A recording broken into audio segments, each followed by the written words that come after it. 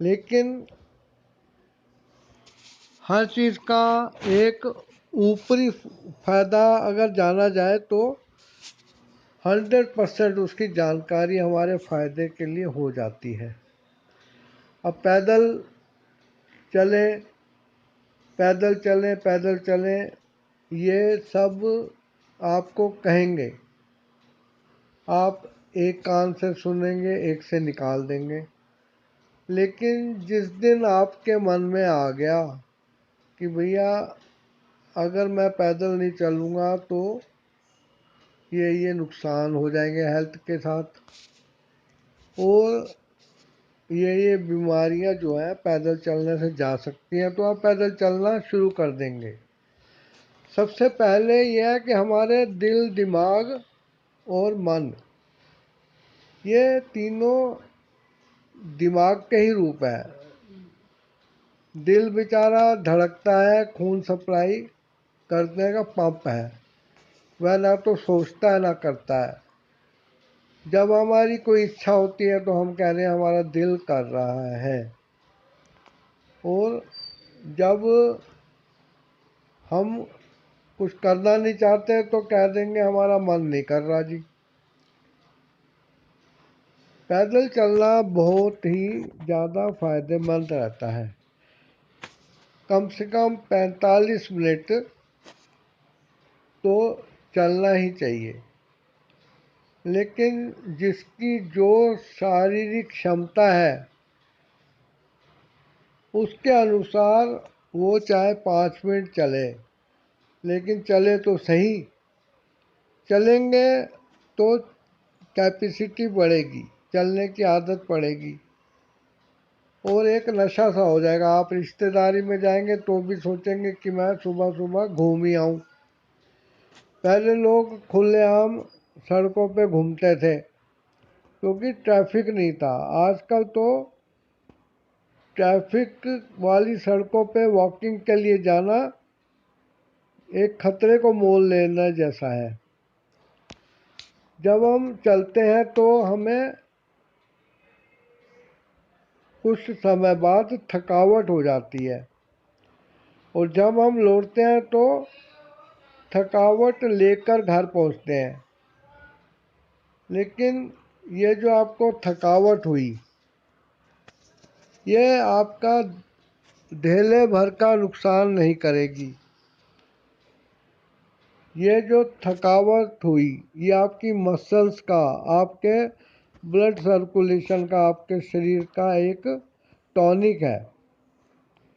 अब आप जब रास्ते में ही बैठ जाओ या कहीं घास वास पे, बेंच पे, या कहीं लेट जाओ, या घर में आके लेट जाओ, तो आप ना चाहते हुए भी सो जाएंगे, क्योंकि आपका माइंड रिलैक्स हो गया है।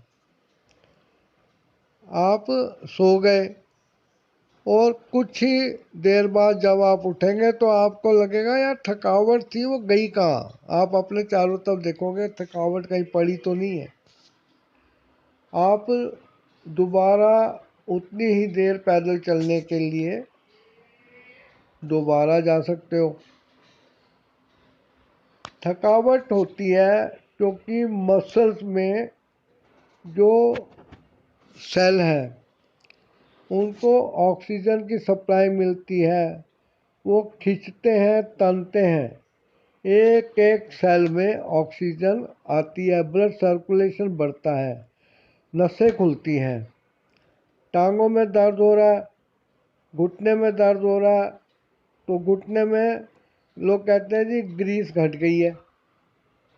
एक्चुअली ये कार्टिलेज होती है जो कि बैठे रहने से कमज़ोर पड़ जाती है। ये एक नरम हड्डी जैसे होती है जो हड्डी के जोड़ों के बीच में अपना स्थान रखती है, और दो दो हड्डियों के सिरों को आपस में रगड़ खाने से बचाती है।